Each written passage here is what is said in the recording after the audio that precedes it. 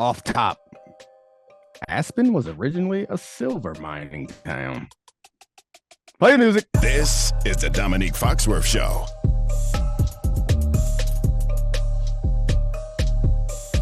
Boring off the top, but I mean, I was there. I thought it was just like a resort, but no, apparently it was a silver mining town. And then it wasn't until later that people were like, oh, some nice mountains here. Let's turn this into something. Take people's money to come up here and look around. Anyway, Charlie, how was your week without me in your life? Sad, less interesting. I was sort of like those memes from Pablo Escobar from season 1 of Narcos, where I was just walking around, standing with my arms behind my back, pondering the meaning of life. You know what I like to hear. All right. So what was not sad was the NCAA women's final. What was sad was the reaction, the post-game reaction. So I think we're going to talk a little bit about the reaction to the reaction. First of all, the game was great. Like from the beginning to the end, it was an enjoyable game. The refs were bad, but the refs are always bad. I didn't think that changed the outcome, but the right team won. LSU was a much better basketball team.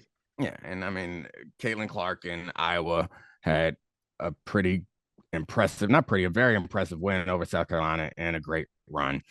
But the conversation after the game was much about Angel Reese taunting Caitlin Clark in ways that Caitlin Clark has taunted other players, and people determining whether it was classless or not. So I don't think we need to get into that. I feel very strongly or confidently that you and I both are on the same side of this, that like not a big deal. Like anyone who could fix their fingers or their lips to complain about Angel Reese, but have not done so about Caitlin Clark needs to do some soul searching. I don't think that you should complain about either, because honestly, it's entertainment and it's fun and no one's getting hurt.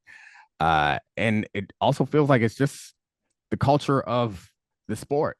And I see it so much more in the lower levels of sports, is like my son and my daughter's teams. My daughter's team much less so when she's older, but my son's team, they very much are like this show offy, trying to make highlights and trying to celebrate. And it's like the social media influence of all of this stuff on sports has made it into this. But all that aside, what kind of got my attention was I'm shocked that we're still this stupid when it comes to like social media.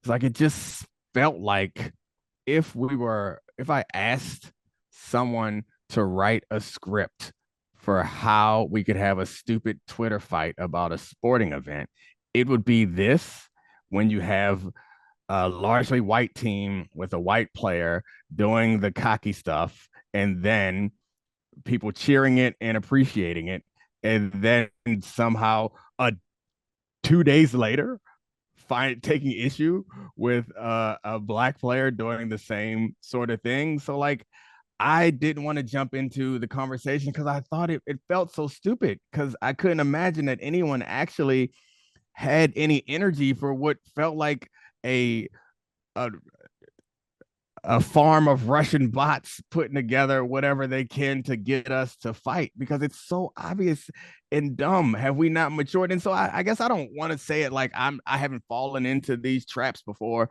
I'm a lot less active on social media these days, not for any specific reason, just because I don't enjoy it and I don't get paid to do it. So like, why would I do that? But I do like check in and see what's happening. And when I saw this happening, I checked out immediately, but I was just surprised. I was just surprised because I don't know. I guess I feel like everything kind of evolves and the conversation evolves. And like we were doing this 5 years ago, we're having this fight 10 years ago, and it seems like such an like an obviously dumb fight to have. How we get drawn back into it is confusing to me. Do you think people actually had a problem? I think that's what it is to me that's frustrating. Is like, I don't think people actually had a problem with Angel Reese as much as I mean, I think we should really call out exactly what's happening here. There was a tweet that sort of led to all of this. It was El Prez Portnoy from Barstool called Angel Reese a classless piece of, and the connotations of that are incredible. Yes. And that's really what started the firestorm about this. And it led to people breaking down more and more of this. And like, That's seriously, even that's even dumber to me because like we know who he is, we know what he's doing, we know why he did that. Like I, I hope nobody I know fell into that obvious trap. Like he's doing this for a reason. I think the whole internet fell into that obvious trap, sadly. Oh God. But the thing is like the annoying part is you can like, I think the pragmatic take is to largely not care and think it's awesome when college kids are taunting and talking trash, while also being able to be like, it's a little bit eye rolly to say that you took it personally that Caitlin Clark talked trash to South Carolina when that's your SEC rival. It can be both. You can roll your eyes at that not being like cool while also not having any problem with the larger taunting thing at hand. You know what I mean? Yeah, I get you. Like, I don't have a problem with the SEC thing. So to be fair, Angel Reese, I don't have a problem with that. I just think it's sort of lame. Yeah, I mean that's fine. To be fair though, Angel Reese is she is like that. Like you don't have to piss Angel Reese off for her to like trash talk you. Like that's always how she's been all season long. So I think it's probably a little BS for her to say that the reason was because of South Carolina. But I also think that I think that she recognized when she went to the podium, and you heard what Dawn Staley had to say about how her team is covered. I think that the racial implications of how Caitlin Clark has been treated and how white athletes are treated through black athletes, I think that is more what she was speaking to when it comes to the South Carolina player, because like what Caitlin did where she kind of waves off, not just the "you can't see me" gesture that she did or the other general trash talking. The fact that in the middle of play, they're choosing not to guard South Carolina on the perimeter. And Caitlin takes her arm and unnecessarily just waves her off like, yeah, we don't respect you. Like, yeah, that's hugely disrespectful. Does that bother me? No, I loved it. It's disrespectful to LSU. No, I'm not saying that's disrespectful to LSU. I'm saying that from Angel Reese's perspective as a black athlete, she watched Caitlin Clark do that to the women who are much like her in the SEC, black women, and watch the social media world celebrate her for that. I think that's more what she's speaking to. It's not that maybe she used the words SEC sisters, but I don't think. I guess I'm probably projecting and trying to. No, I think you're right. I think it's a fair thing to. Yeah, I think that's more what she's speaking to than anything. And honestly, if I'm being completely honest about Angel Reese, she was gonna do that anyway because that's how she acts. The fact that Caitlin Clark was there to be the one to receive it just made it more fun. And I think that that was her honest emotional reaction. And then she had some time to think about the story that she was going to tell. And that's a great story to tell. But I don't think that she cared about any of that. I think that she recognized, to my point earlier, that this is her moment. This is how you blow up on social media. This is how you have fun. This is true to her personality. This is how you get your NIL bucks up, is you become a superstar. You become the story after the game. And she became the story after the game. And as uncomfortable as it was, if Caitlin Clark on this much less talented Iowa team wins the national championship, and Caitlin Clark is acting like she always acts, and she's running around, jumping, waving, or she's doing the same things that she's always done. It's like, you can't see me. I think that you can't prove it negative, but I think the reaction would be different. And I think that's what Angel Reese is reacting to. I think that the partially, yes. I think Caitlin Clark and what I think Angel Reese should have done, and not that I've never won anything, so who am I to say? You got to talk during the game. You got to do it while there's still time on the clock and and there's ego at stake. That was like, I can't imagine someone winning, the NBA championship and the first thing going to the opponent rather than like losing with your own team. That'd be my one note, one note to Angel Reese, because that's what Caitlin Clark did. And to me, I think you locked in on something that is the bigger story. There were millions more people watching the NCAA tournament than the women's NCAA tournament than ever have before. The tournament was bigger than the men's tournament. I was more invested in it. And Angel Reese is a higher rated recruit than Caitlin Clark. She averaged 23 and 15 this year. She probably thinks she's a better player than Caitlin Clark. Yeah. But Caitlin Clark is Stephen Curry. She's Pete Maravich. She has a style of play that is much more fun to watch on television than Angel Reese, because she's off the dribble taking 30-footers. And so the story of the tournament going into last night was Caitlin Clark. Yeah. That's what changed, the interest in women's basketball, is beating an unbeatable South Carolina team. And so when you say that Angel Reese is like, this is how she really feels, she wants to talk her shit, it's because I guarantee you she feels like she should be the story. That she, even though we feel like Goliath just punched David in the mouth of LSU beating Iowa, I guarantee you she thinks that she was David beating Goliath in that game. And that's an interesting psychology. Yeah, that's fair. I mean, we don't have to get into, we fell into the trap a little bit in debating, but I think the bigger question is that I don't think we have an answer to.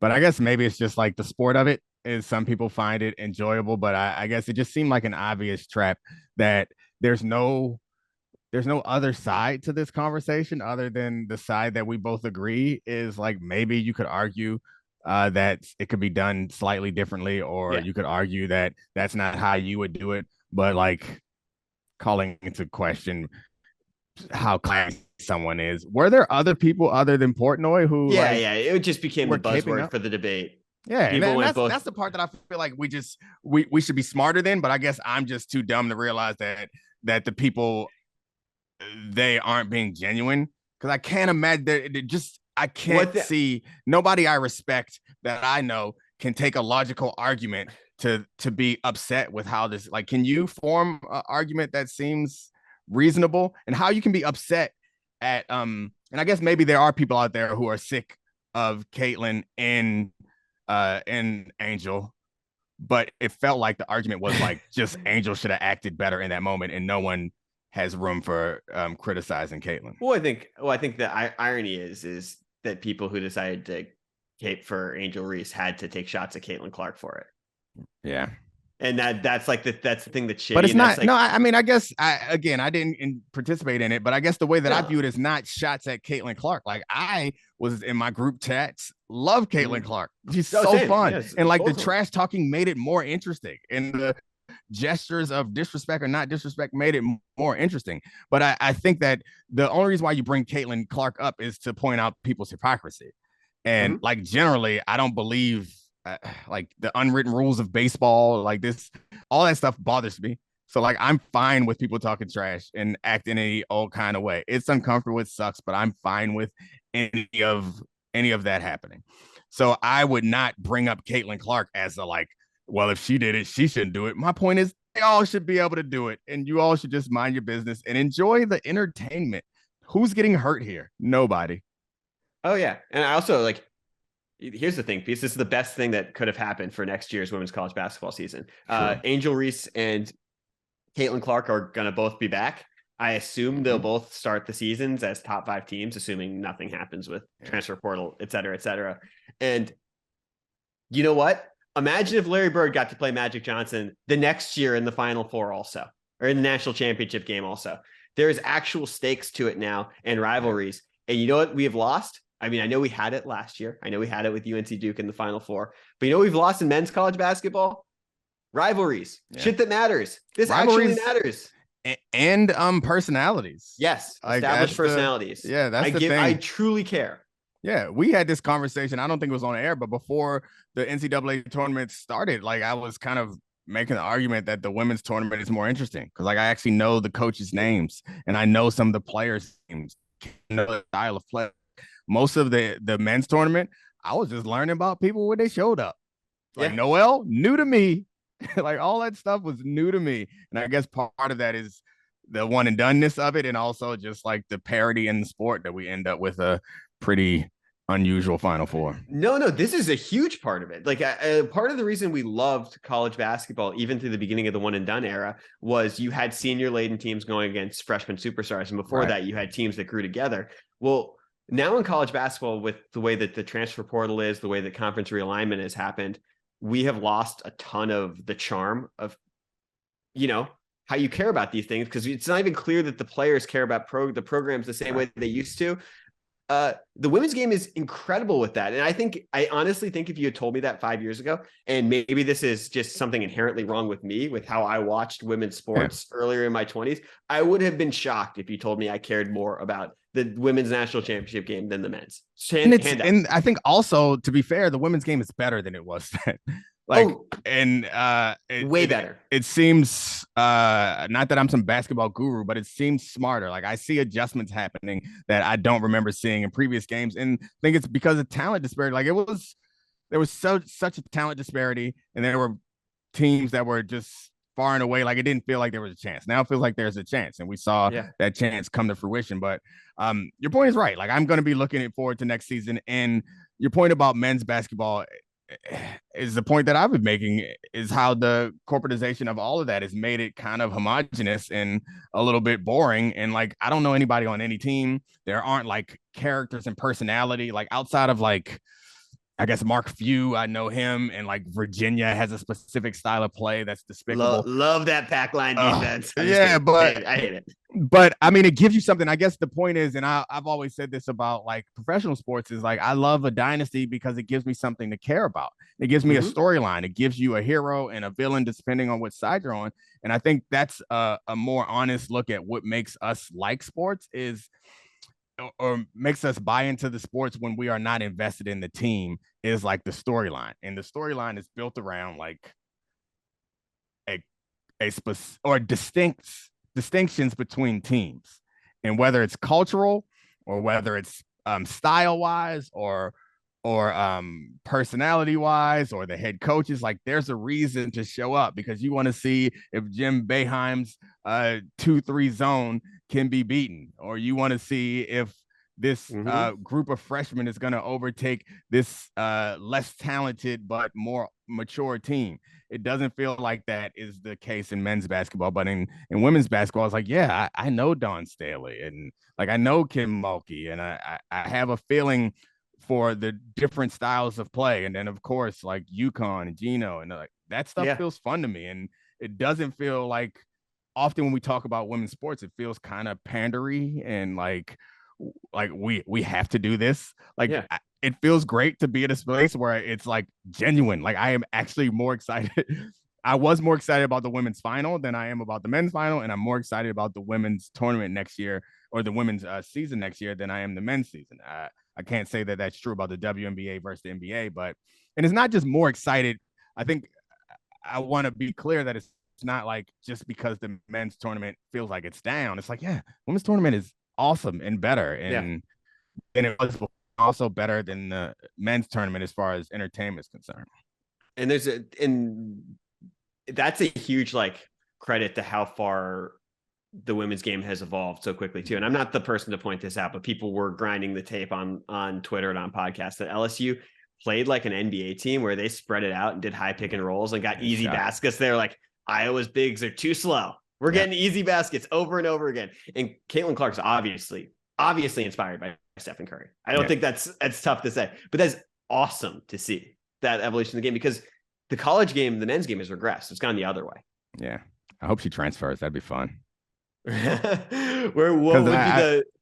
would be the best landing spot?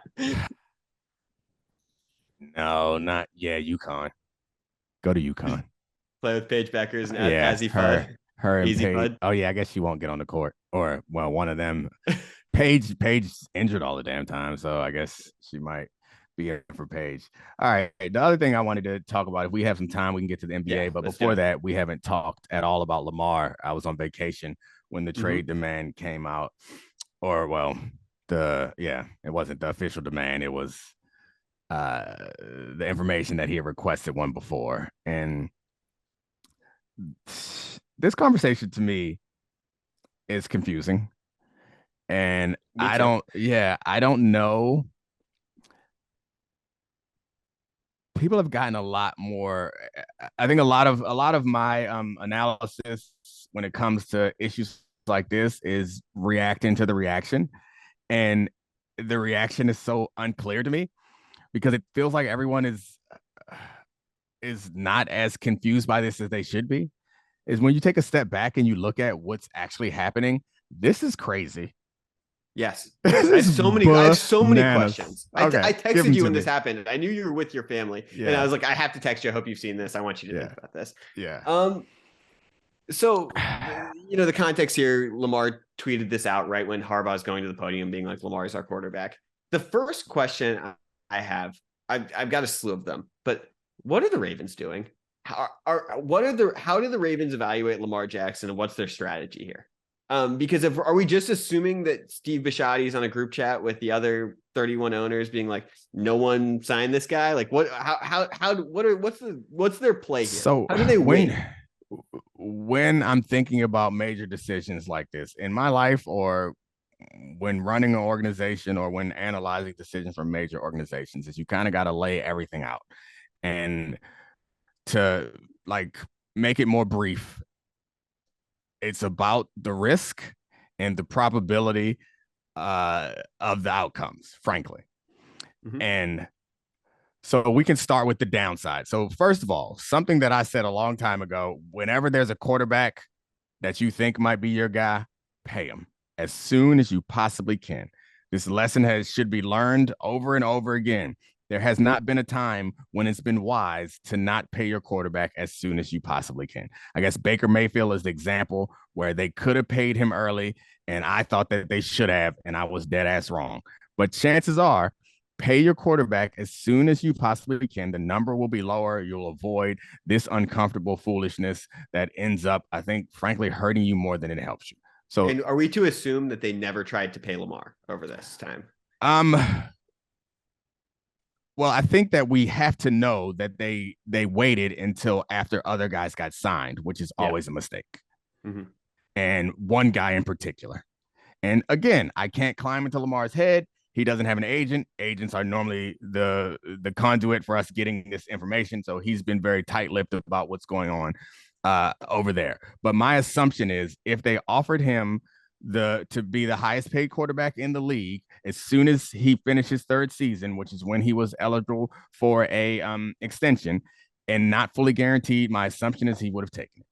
They did not. And it's coming back to bite them harder than they expected. But that tends to be my philosophy for any GMs that are running the teams. Pay your guys as soon as you can. All right.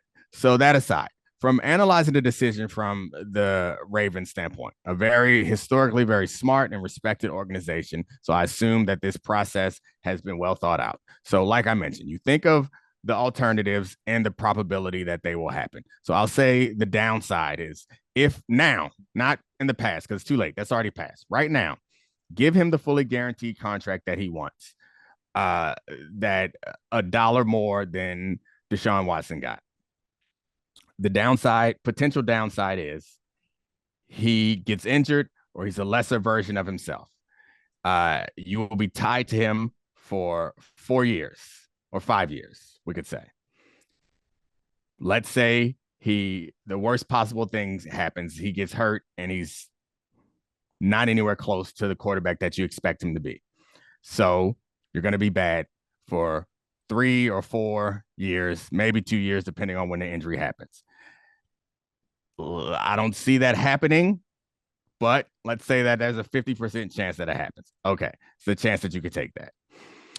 You don't sign him and he doesn't show up. There is a 100% chance that you will suck for the next 3, 4, 5 years. So there's no reason, in my view, to not pay him unless this is about the principle of not being the person to perpetuate this fully guaranteed contract thing. And the dumb thing about the fully guaranteed contract fight, to me at least, is no one else is going to have the leverage to do that. And also, you're going to end up paying him all the money anyway, or renegotiating later if he turns out to be good. And we could go through all the quarterbacks that have signed big extensions. Who's the one that got cut early? Who's the one? Name them. Well, that's a lot of that's because of dead cap money too, and being stuck with the guys. So that's the point. You're going to have dead cap money anyway. Like, the point is, what are you holding out for? You're holding out for some sort of flexibility. Flexibility to do what? That's what doesn't make sense to me. Is like, why would they not want to make this? The only thing that seems to make sense to me is that Steve Bisciotti either doesn't have the money to put it in escrow, or, which I think is probably not true, or he does not want to piss off everyone else and give this fully guaranteed contract. So the thing that came to my mind is there is a massive gap. You know, we talk about the gap between the way that like other players view Kyrie Irving and the way we view him. There's a massive gap between the way the football analysts and the smart football people we know think and analyze Lamar Jackson and his future prospects and the way these teams are evaluating it. I don't like, to me, that is the only logical situation here, is that they don't think that there's not a team that's greedy enough to think that he can make enough value on the field to be worth that contract, because otherwise these teams are obsessed with winning. Right. It's crazy. And this is where the problem calls, like, obviously I'm not accusing anybody of collusion, but what seems more realistic? None of these teams, no other team who needs a quarterback thinks he's good, or no other team. Well, it's not that they think he's good. If they don't think he's good enough for that contract. No other team thinks he's good enough for that contract and trading the picks, or no other team wants to be the team that signs another player to a fully guaranteed contract. Like, what seems more realistic to you? That some team doesn't feel comfortable? I'm totally flummoxed. I have no clue what's going on. I don't know. He's one of the 8. Like, we went through this, and I know Simmons did this also, but I had made the list independently. He's one of the 8 good quarterbacks in the NFL. Where you want to put him in that 8 list, I don't really care. As long as it's below Mahomes, I don't really care. So you're trying to win a championship. Yeah.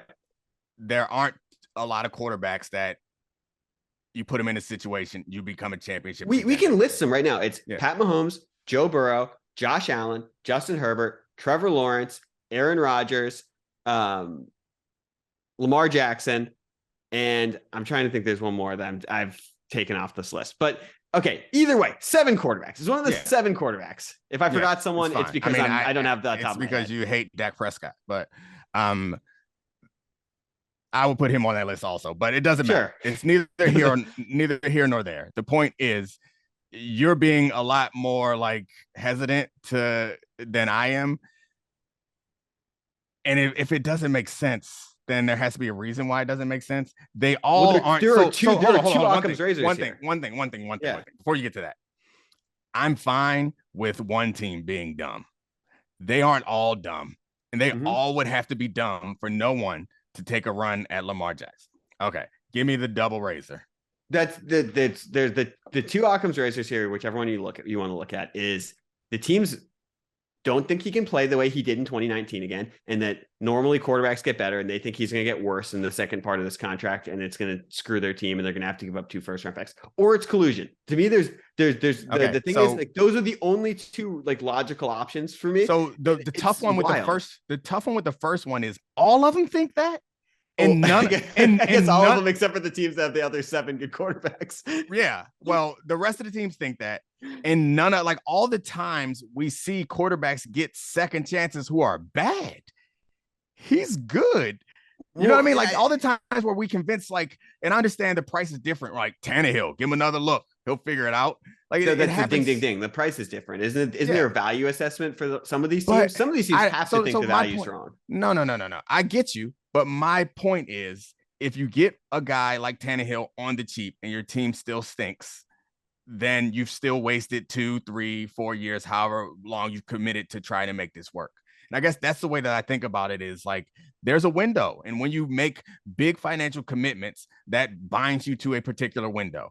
And so my point is it not worth $200 million guaranteed to have a chance at a championship window? Yeah, maybe he shows up and maybe he's not that good. All right. And you blew it. Like, that's unlikely. I say 10, 15, 20% chance if you're even including like injury as a chance. There's like 20% chance that there's an injury that he won't be able to bounce back from. We can go up to 33% chance if you want, if it makes you feel better. Make it 50%. No, I want him on the Commanders. I know. Make it 50% chance. That's a better chance than anybody else has right now if you don't have one of those quarterbacks. And that's the thing that really makes it confusing to me. And Lamar, at least I talk a lot about negotiations, and there's a bunch of different kinds of negotiations, but this one seems like it's veered into contentious. And when you have a contentious follow up on this, go ahead. When you have a contentious negotiation with a player that's this important to your team, that's a problem. But also, what determines the outcome of a contentious negotiation? It's the team, it's the person or the entity, that has a better alternative and also can convince the opposite side that they are willing to take that alternative. Lamar's alternative seems better right now than the Ravens' alternative. So I just don't get it. You lost. But I guess maybe they're at a point now where there's nothing that could bring him back. I don't know how he feels about it, but like he certainly doesn't seem happy. Well, and so do you really think Lamar has a ton of leverage right now with the way he's played this in withholding services, knowing like what Le'Veon Bell said, that he just regrets sitting out that year more than anything? How and if he has this leverage, one, does he get a fully guaranteed deal somewhere? And how's it actually where's he going to play football this year? I just can't imagine Lamar Jackson's not going to play football in his 26 to 27-year-old season as a former MVP when he's missed 11 games over the last 2 years and is seemingly healthy now. Like, I guess this reminds me of like the Emmitt Smith holdout. It depends on how they start the season. Do you think the Ravens are going to be good without Lamar Jackson? And I know that they've played well in spurts with Snoop, but not last year. Yeah, I mean they Pro Bowl quarterback Snoop Huntley. Yeah, they were competitive in the Bengals game. In the year prior when Lamar was hurt, they won some games, but they weren't scoring. Like they were barely staying in these games. So I guess the question, it's a tough one to, and maybe it's my bias hoping that Lamar has more leverage, but the way that I view it is pretty simple. Lamar is one of 8 teams, or is one of 8 players that you think are on this particular tier. And the Ravens are one of 32 teams, or I guess you can knock it down to 24 that need a quarterback. Lamar has more opportunities. Lamar does not need the Ravens as much as I think the Ravens need Lamar, considering that the Ravens have never really had a quarterback this good, and probably they recognize how hard it is to find one. So unless you think that it's getting easier to find quarterbacks, unless you believe that they're going to find one somewhere else, then it feels like he has the leverage.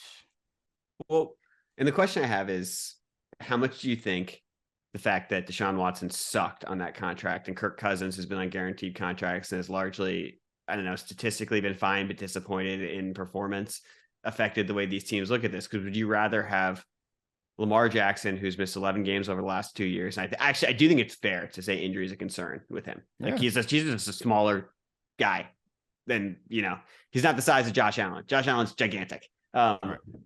Would you rather have him at $55 million a year, $52 million a year, however you want to load the contract? Or would you rather have a chance at one of these rookie QBs on a rookie scale, a chance at Caleb Williams or Drake May next year, and building around a team where you have more value at the position and something new? I know that like I know the argument would be, well, you're hoping one of those guys becomes Lamar Jackson. Yeah. But I get it. If you could get a guy that's 75% of Lamar Jackson at a much lower price, I get the reason why that would be enticing. But you got to do that. Name all the quarterbacks that just come in and are good, and then name all the quarterbacks that come in and stink. Like I think it's harder to do than we think. So yes, if that was their true alternative, that is not their true alternative. Their true alternative is try to find another quarterback. Right. Like, and start from scratch without a high draft pick. Like that is their actual alternative. Trade for somebody, develop somebody, try to suck bad enough to get to the top of the draft, or get lucky and find Russell Wilson or Dak Prescott late in the draft. These things are a lot less common than you think. Like we can go through, if you want to go through the teams in the league, we can look at all the ones who haven't had a good quarterback in a long time and how many swings they took at it. It's worth it too.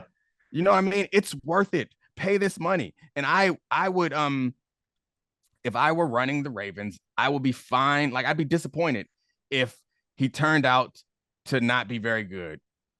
But that's my point. The original point that I was making is, aside from the idea that you just fundamentally don't want to give him a fully guaranteed contract, aside from that idea, football and anything in life, when you're trying to win something competitive, is about taking calculated risk.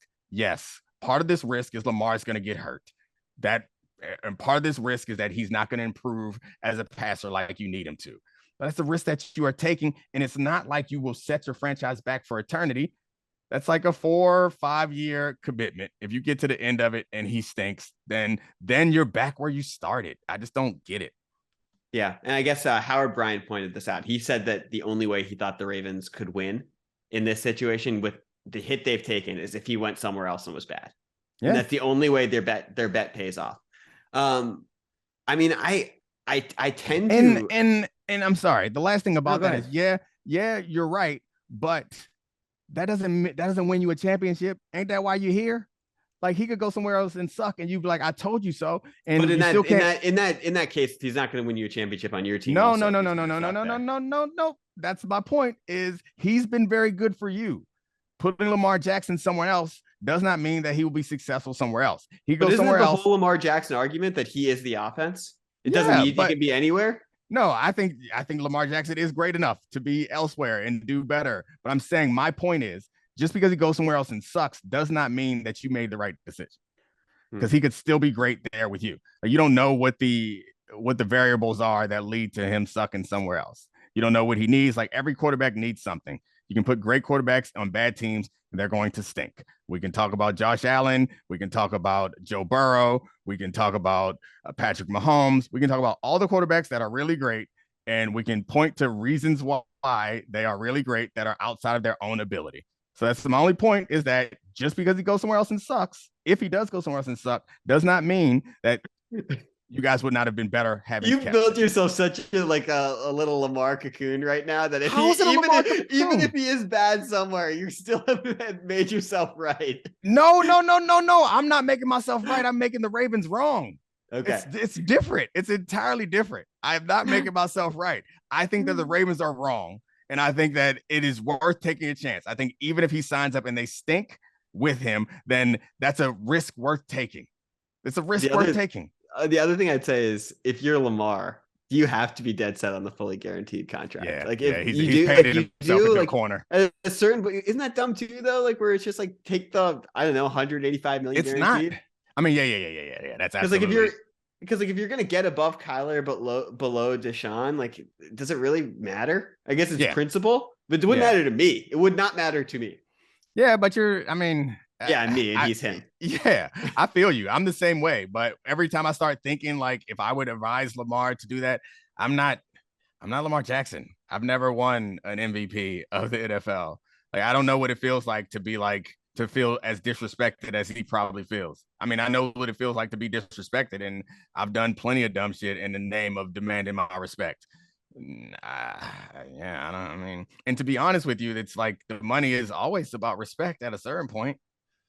You know, it's just so silly to me, because I feel like, and this might just be my read on the situation, but if he had $239 million guaranteed, $999,999.99, and that 1 cent was based on performance, the deal could be like nearly done. Yeah, and to me, that's just silly and trivial. It is silly and trivial. But I mean, that's us. That's men. Like, we do stupid stuff like this about ego and measuring anatomy, and it's come down to that point with Lamar, and you don't want to be the one that's embarrassed publicly. So will you be disappointed if he doesn't have a fully guaranteed contract? You as a fan of players getting what they deserve? No, I won't be disappointed. I'm lying. I'd be disappointed. Yeah, I'd be a little disappointed. I'd be a little let down, because what we do all this for. But maybe he's getting the number up higher, and that would be his argument for it. I mean, the fact of the matter is, like, from my union standpoint, I mentioned this to you a little bit before. The fully guaranteed contract, it's not really that great for the players. Yeah. Like, I get it. It's great for Lamar. It's great for Deshaun. It's not really great for everyone else, because in the off chance that Lamar gets hurt, that money is taken out of the cap. They don't refund the cap. Someone else is going to be a starting quarterback for that team and not getting the money that they deserve. So, like, and if we ever got to a place in the NFL where all the contracts are fully guaranteed, I think that's something that players want, and seems like a lot of fans, I think, use as a way to feel like noble. It's like, yeah, the players should get guaranteed contracts. I think what actually happens is the contracts just get smaller, because essentially players have guaranteed contracts, and then they just at least in your second deal, your contract's guaranteed. It's just all the stuff on the back is like fluff and leverage. So like you can have a $8 million roster bonus, which the purpose of that is to force them to either renegotiate with you or release you so that you can get another bite at the apple. Because like what is guaranteed to you is what your contract, maybe give or take it. Like if we made contracts fully guaranteed, what is guaranteed to you is what your contract would become. Yeah. Like no one really has the leverage to be like, no, remember that old contract? Give me that. So like, it's weird that it's something that in the public we talk about a lot, but it's not something that is like a sticking point for the union, like contracts, or a sticking point for agents or players. It's just like, and the people who have the leverage will be the guys who have the leverage now. It's the quarterbacks and the special Hall of Fame type guys that can be like, all right. And we've seen that leverage. We saw Russell Wilson get a massive amount of guaranteed money. We saw Aaron Rodgers get a massive amount of guaranteed money. Obviously, Watson, I wanted to make a disgusting brother succession joke, but he's just disgusting to Sean. So I'll just leave it at that. Anyway, we've seen that it's already led to the quarterbacks part of it. The thing that I also find fascinating about this, and this is away from the union stuff, but more to the personal stuff. I actually think it's been underreported how beloved Deshaun Watson. Oh my God, I'm sorry. Please cut that out, Christina. I think it's underrated how beloved Lamar Jackson is in Baltimore and Maryland and in even the DC area. Like he is the guy that they traded up for, had a first round pick after every other team passed on him.